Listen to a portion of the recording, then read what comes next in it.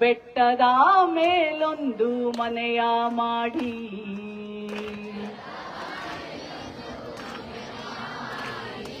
ಮೃಗಗಳಿಗೆ ಅಂಜಿದೊಡೆ ಎಂತಯ್ಯ.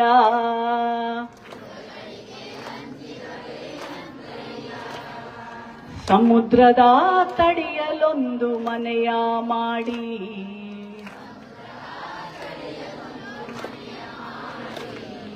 ನೆರೆತೊರೆಗಳಿಗೆ ಅಂಜಿದೊಡೆ ಎಂತಯ್ಯ.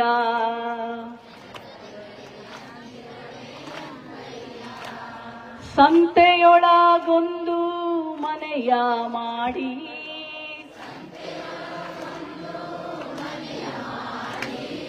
ಶಬ್ದಕ್ಕೆ ನಾಚಿದೊಡೆ ಎಂತಯ್ಯ.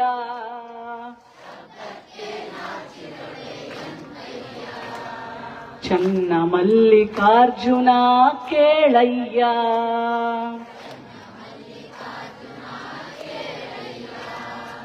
ಲೋಕದ ಒಳಗೆ ಹುಟ್ಟಿದ ಬಳಿಕ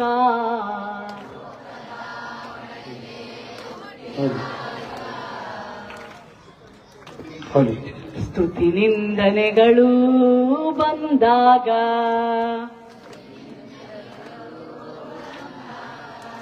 ಲೋಕದಲ್ಲಿ ಹುಟ್ಟಿದ ಬಳಿಕ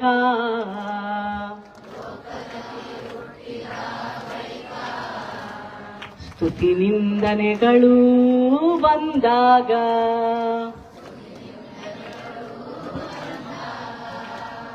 ಮನದಲ್ಲಿ ಕೋಪವ ತಾಳದೆ ಸಮಾಧಾನಿಯಾಗೇ ಇರಬೇಕಯ್ಯ.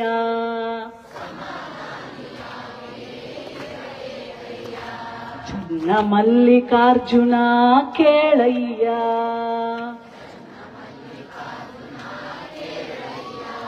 ಬೆಟ್ಟದ ಮೇಲೊಂದು ಮನೆಯ ಮಾಡಿ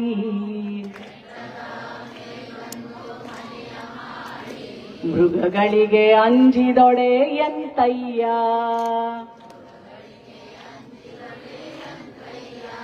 ಬೆಟ್ಟದ ಮೇಲೆ ಮನೆನೇ ಮಾಡಾಯ್ತು, ಮೃಗಗಳಿಗೆ ಅಂಜಿದ್ರೆ ಏನಯ್ಯ? ಹೆಣ್ಣಾಗಿ ಹುಟ್ಟೆ ಆಯ್ತು, ಎಂಥ ಮೃಗಗಳು ಬರಲಿ ಹೆದರಿಸ್ತೀವಿ ಅಂತ ಅಕ್ಕ ಮಹಾದೇವಿಯವರ ಮಾತು. ಸಮುದ್ರದ ತೀರದಲ್ಲಿ ಮನೆ ಮಾಡ್ಬಿಟ್ಟು ಅಯ್ಯೋ ನೆರೆ ಬಂತು ತೊರೆ ಬಂತು ಮುಳುಗೋಗ್ತೀವಿ ಅಂತ ಹೆದರ್ಕೊಂಡ್ರೆ ಆಗತ್ತಾ?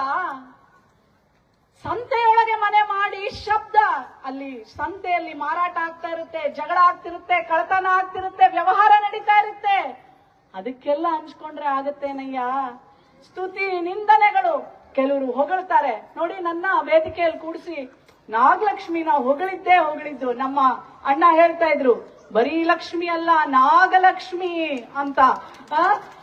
ಬೆನ್ನು ತಟ್ಟವ್ರೆಷ್ಟು ಜನ, ಪ್ರಶಂಸೆ ಮಾಡೋರೆಷ್ಟು ಜನ, ಹೊಗಳವ್ರೆಷ್ಟು ಜನ, ಹಾಗೇನೆ ನಿಮ್ಮನ್ನ ನಿಂದಿಸೋರೆಷ್ಟು ಜನ, ನಿಮ್ಮನ್ನ ಅಲ್ಲಗಳೆಯೋರೆಷ್ಟು ಜನ, ನಿಮಗೆ ಅವಮಾನ ಮಾಡೋರೆಷ್ಟು ಜನ.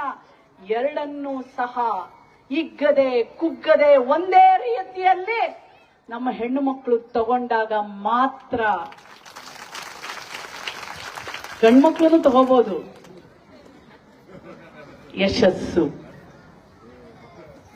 ಮಾತೆ ಮಹಾದೇವಿಯವರ ಆ ಪ್ರಶಸ್ತಿ